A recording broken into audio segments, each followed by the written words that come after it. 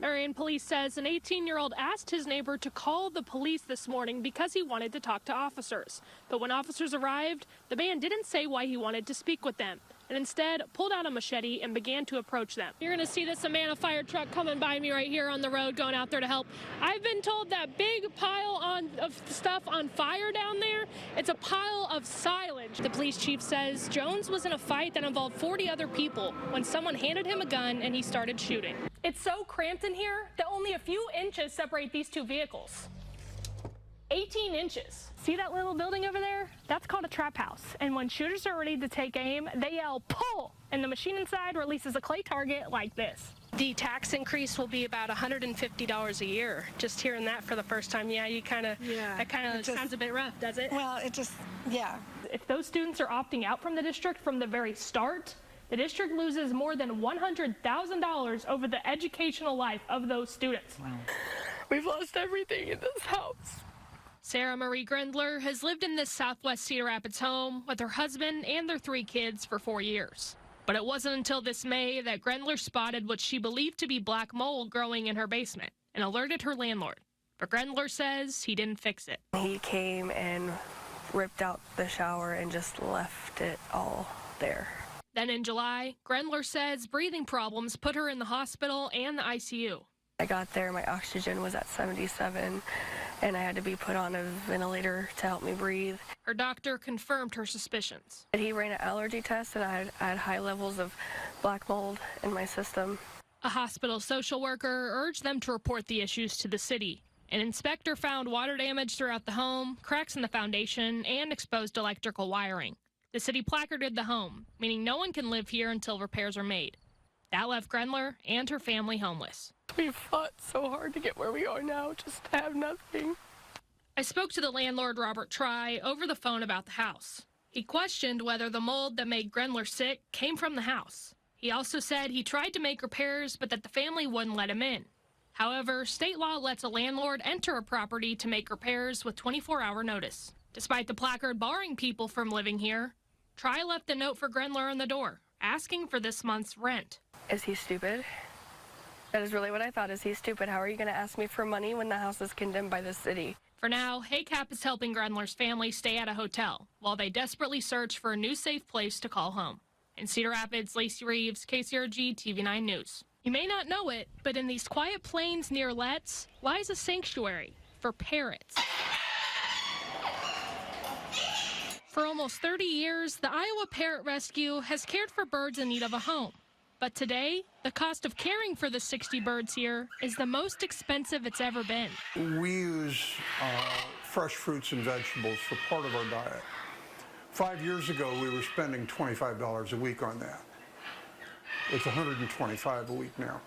It takes about $100 a month to care for each bird, for a total of $6,000 needed each month. Right now, the rescue is $2,000 short. One of the rising costs the rescue is facing is bird feed. I don't know why it's increased so much, but it's gotten to the point where I'm not sure that we can feed that diet anymore, even though our birds need it. Other operational costs have increased as well. Insurance, we have utilities, we have transportation, going to the vet, going to pick up birds. The rescue is also receiving less help from the public. You know, times are tough. People are not donating as much. The rescue doesn't just adopt out the birds. Some of them are there full-time because they aren't tame or have medical conditions. Many of them are more than 30 years old, and the oldest bird is over 60.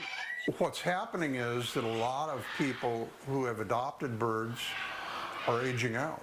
They are passing away, or they're having to go into care facilities, or their health just won't put up with it anymore. That's why the rescue is asking for more donations and volunteers to help make sure the birds can find new homes or enjoy the rest of their lives at the rescue. In Letts, Lacey Reeves, KCRG TV9 News. George Nissen was inspired to build the trampoline after watching acrobats bounce onto safety nets at the circus in 1930. And then he developed the idea while he was a really standout student athlete at the University of Iowa.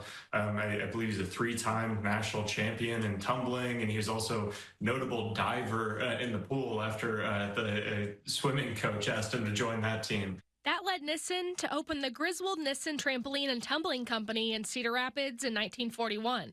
Then he received the patent for trampoline in 1945. People across the state have really fond memories of bouncing on Nissen trampolines. And as his invention grew in popularity, Nissen began to market the product across the world. He even bounced with a kangaroo on a trampoline to advertise the product. Nissen always had these ideas, like he wanted to take a trampoline to the top of the world's largest pyramid in Egypt. And so he did. That marketing led to trampoline becoming an official Olympic sport, debuting at the 2000 Sydney Olympics. Nissen's daughter Diane was able to go with him for those games, and she still goes to trampoline competitions every chance she can. Honestly, when I'm at these, I feel my dad's presence there, and there's always a moment when I'm there that I think, what about this, and what he would think, and just the whole big picture of what he started and where we're at. It's always kind of amazing. Today, trampoline parks and backyard trampolines are a staple for children's entertainment. He got to see a lot of this, and, he was very thrilled by this and loved that people had accepted his invention and could see how other types of things had come out from his invention. Nissen died in 2010, but his daughter is carrying on his legacy by teaching people how to exercise using fitness trampolines. You can have kids on this fitness trampoline. You can have elite athletes training for conditioning. We have support bars for people that need special support or are older. Remembering how one Cedar Rapids man changed the world by inventing the trampoline. Lacey Reeves, KCRG TV9 News.